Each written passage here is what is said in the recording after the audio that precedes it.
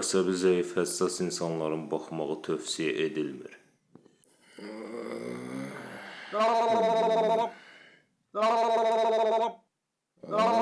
Kimdir zəng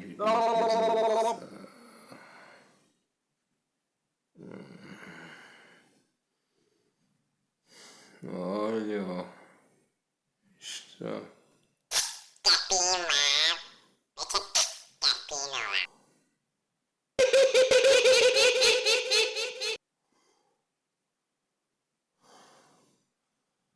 Aa, getdi o. Kimdir o? Gecə vaxtı. Orada sərək var. Mənə tapmalıdır o.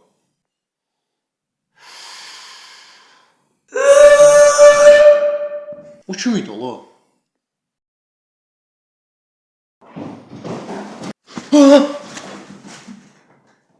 Sen kimsən ha? Hadi ya. Kimdir ha? Kimdir ha bu?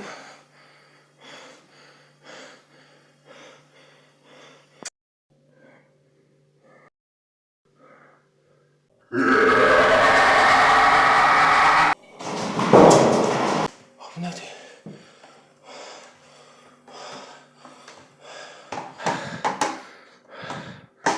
Kimsən ha sən? Kimsən ha? Mənim ev nə deyirsən ha? Harı getdi ha bu? Harı getdi? Ha? Deyəsən çölə çıxdı.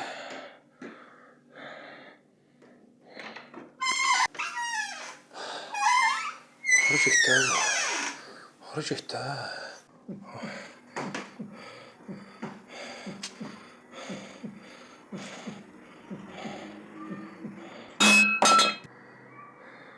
Orada da bu. Neydi Allah o?